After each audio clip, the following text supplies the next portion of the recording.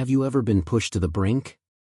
Imagine this: every single morning, you step outside, ready to start your day, only to find a car parked in your driveway. Not just once, but every single time. No warning, no apology. Just a complete disregard for your space. And the worst part? It's the HOA president, someone who should know better. At first, I tried to stay calm. I asked nicely, I even gave her the benefit of the doubt. But after the third time, something snapped. That car was blocking my driveway again. And this time, I wasn't asking her to move it. I was taking action. The moment I called for that tow truck, I knew there was no turning back. And believe me, Karen wasn't ready for what came next. Karen wasn't just any neighbor, she was the HOA president, the one who enforced all the rules with an iron fist. You'd think that someone in her position would respect boundaries, but no. My driveway became her personal parking spot. The first time, I let it slide. Maybe it was an accident, I thought. But when it happened again the next day, and the day after that, I started to wonder if she was doing it on purpose. I tried talking to her, politely asking her to move, but she'd just wave me off with that all-knowing, I'm the HOA president attitude. It wasn't just a small inconvenience anymore. It was a daily frustration, one that she clearly didn't care about. And soon, I realized, she wasn't going to stop unless I did something drastic. It started to get ridiculous. Every morning, I'd step outside, hoping that today would be different. But no, there it was, her car, parked in my driveway. I'd check the clock, already late for work, and then I'd have to knock on her door. It was always the same conversation. I'd ask her to move her car, and she'd nod with that smug smile of hers and promise it wouldn't happen again. But it always did. This wasn't just an inconvenience, it was starting to affect my entire routine. I missed meetings. I was late for appointments. I had to go through the hassle of finding a parking spot on the street, in a neighborhood where spaces were already limited. And every time I called out Karen on it, she acted like I was the one causing the problem. I don't see what the big deal is, she'd say, shrugging like it was all some minor misunderstanding. But it wasn't. Not anymore. It was blatant disrespect. And worse, she knew she could get away with it. She had that I'm in charge attitude, and she wasn't afraid to use it. The next time I went to ask her to move her car, she practically slammed the door in my face. She didn't even apologize, she just muttered something about too much drama and went inside, leaving me fuming in the driveway. I had tried everything, politeness, patience, even ignoring it for a while to see if she'd stop. But the more I let it slide, the more entitled she became. She wasn't just parking in my driveway anymore, she was taking over my space like it was hers. And then it hit me, she wasn't going to stop unless I did something. It was time to take matters into my own hands. I didn't care about being nice anymore. I was done. I could feel the tension building inside me, like a pressure cooker ready to blow. I knew what I had to do. The next time Karen parked in my driveway, I wasn't going to ask her to move her car. I was going to make sure it didn't move at all. I wasn't going to wait for her to pull that same stunt again. The next morning, as I stood in front of my house, I felt a strange sense of calm. This time, I wasn't just a frustrated neighbor, I was a man on a mission. My phone buzzed in my hand. I called the towing company, my heart pounding with anticipation as the phone rang. "Hi, I need a car towed from my driveway," I said, my voice steady but tense. They asked for the details, and when I gave them the address, I felt the weight lift slightly off my shoulders. The deed was in motion. While I waited for the tow truck to arrive, I paced back and forth. Part of me felt a rush of satisfaction. Finally, I was taking control. But the other part of me was filled with unease. What would Karen do when she found out? I had no idea, but the more I thought about it, the more I realized she had no one to blame but herself. An hour later, I saw the truck pull up. My pulse quickened. The tow truck driver wasted no time. He got out, surveyed the situation, and immediately went to work. As the truck lifted Karen's car off the ground, I couldn't help but feel a sick sense of satisfaction. It was happening. Her car was leaving. She wouldn't get away with this anymore. By the time Karen arrived home, I was already sitting on my porch, pretending to relax. I could see her car from here, parked on the flatbed, ready to be hauled away. And sure enough, she turned the corner, her eyes going wide as she saw her vehicle wasn't in the driveway. "What the hell? Who did this?" she screamed, her voice shrill, full of confusion and anger. I stood up slowly, walking toward her with a calm, almost detached expression. "You did this, Karen," I said, my voice surprisingly even. "You kept parking in my driveway, even after I asked you to stop. So I had it towed." She didn't say a word for a moment, just stood there with her mouth hanging open. Then the fury came. "You can't do that. I'm the HOA president. I have rights," she yelled, her face flushed with rage.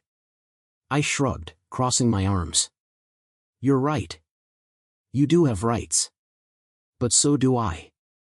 And I have the right to not have my driveway blocked every day." Karen's face twisted with disbelief, and she opened her mouth to argue, but I cut her off. "You've been told. You chose to ignore the rules. Now you're paying the price."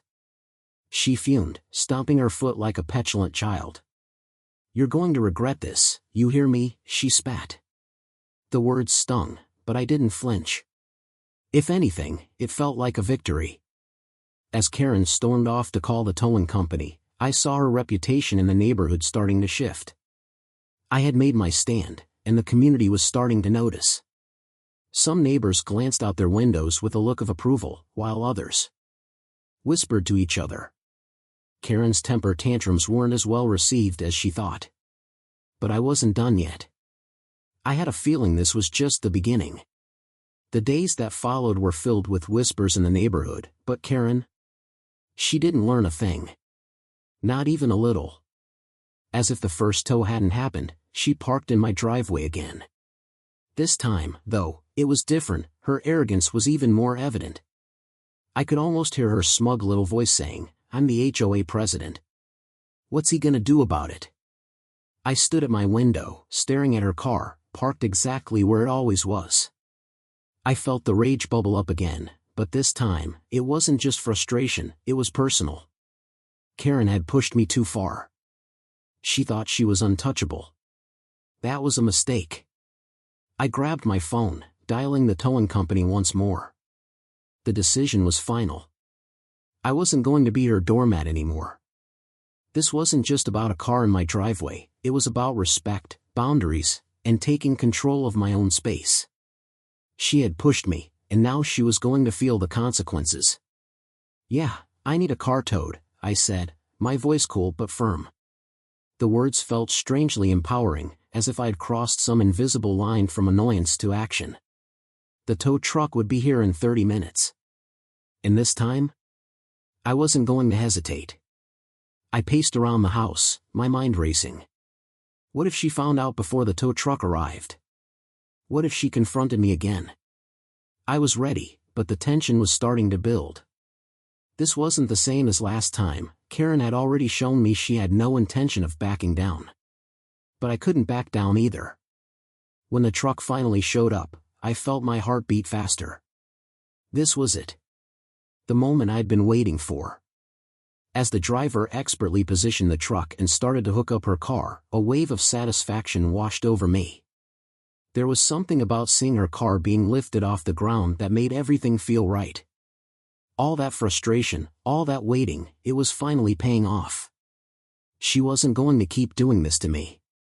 But as the car slowly left the driveway, I felt a different emotion creep in, a mixture of excitement and unease.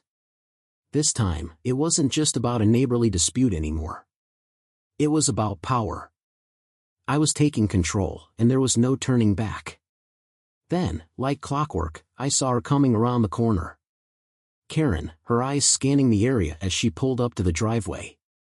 The moment her gaze landed on the empty space, her face twisted into something I can only describe as pure rage. She slammed on the brakes and jumped out of her car, hands already clenched in fists. "What the hell is going on?" she shouted, storming toward me. Where's my car? I stayed calm, my heart still racing. You did this, Karen, I said, meeting her fury with cold confidence. You parked in my driveway again, after I already asked you not to. So I had it towed again. She gaped at me, her face turning red as she sputtered in disbelief. You can't keep doing this. I'm the HOA president. You're going to regret this. I just shook my head. You didn't listen last time. Maybe now you'll get the message. Her angry words fell on deaf ears. It was clear that the more she shouted, the more people in the neighborhood were starting to take notice. I wasn't the only one she'd been pushing around. Karen's reputation was crumbling faster than I'd expected. A few neighbors were already standing in their doorways, watching the showdown unfold. I felt the satisfaction of knowing that not only was Karen learning her lesson, but I was reclaiming my space. The thrill of taking action, of seeing her car hauled off again, it was like taking back control over something I'd lost. And I wasn't about to stop now. Not until Karen learned that some lines you just don't cross. Karen's reaction was nothing short of explosive. As soon as she realized her car was gone for the second time, she lost it. She marched over to me, her face twisted in anger, and began yelling in front of everyone, neighbors, kids playing in the yard, and even a few people walking their dogs. You think this is funny? She screamed. You're going to pay for this. I'm the HOA president. You're making a huge mistake. But this time, I didn't flinch. I just stood there, my arms crossed, watching her melt down. I could see her trembling with rage, but honestly, I wasn't scared anymore. She was out of control, and I was done being her doormat. That's when the neighbors started to get involved. Some of them were silently watching from their windows, but a few ventured outside to see what all the fuss was about. Karen tried to rally them to her side. He's harassing me. He's targeting me because I'm the HOA president. You all know the rules around here, she yelled, pointing toward her own house. But what she didn't realize was that some of the people she thought were her allies were now questioning her behavior. I could hear the whispers as people started to speak up. One neighbor, Mr. Thompson, who had always been quiet, stepped forward. You know, Karen, I've seen you park there a few times now. And I'm pretty sure Umer's asked you nicely to stop. His voice was calm, but there was no mistaking the disapproval in it. Karen's face turned even redder as she shot him a glare, but the damage was done. The first cracks in her armor were showing. But Karen wasn't about to back down. She turned to the others, trying to turn the tide. This is my neighborhood. And I will make sure he pays for this. Her words were filled with venom, but I could see the hesitation in her eyes. She knew the tide was turning, and it made her even angrier. But I wasn't about to let her manipulate me anymore. I didn't do anything wrong, Karen. I've been more than patient with you. The rules are there for a reason. You crossed a line, and now you have to face the consequences. She took a deep breath and then spat out, You'll regret this. The HOA will be hearing about this. And just like that, it was out of my hands. Karen stormed off to call the HOA, and soon enough, the emails and phone calls started flooding in. They wanted to discuss the situation. But when they heard both sides of the story, it was clear that Karen had overstepped her bounds. Her attempts to use her HOA position as leverage only worked against her. People were starting to see the cracks in her leadership, and it wasn't long before others started coming forward with stories of her being difficult, overbearing, and manipulative. The fallout wasn't just about parking anymore.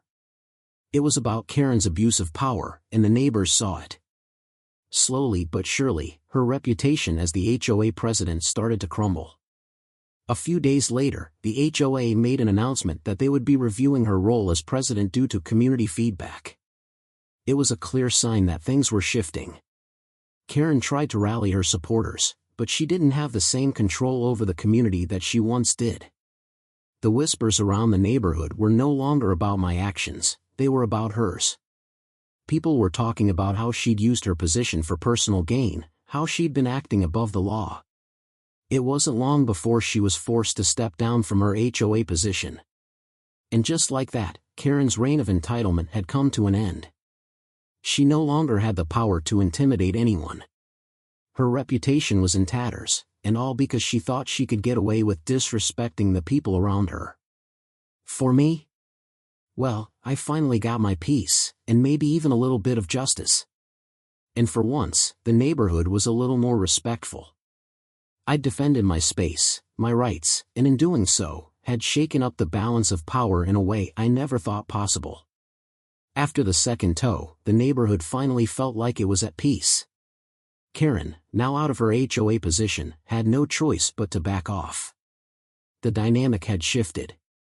People who had once feared her were now speaking up, and I no longer had to worry about her parking in my driveway. As for Karen, she never apologized, but I think she learned something valuable. Sometimes, entitlement doesn't work, and there are consequences to pushing others too far. For me, this experience was a reminder that standing up for myself is necessary, even when it feels uncomfortable. Sometimes, people only respond to actions, not words. I defended my space and my rights, and in doing so, I gained the respect of my neighbors and, more importantly, peace of mind.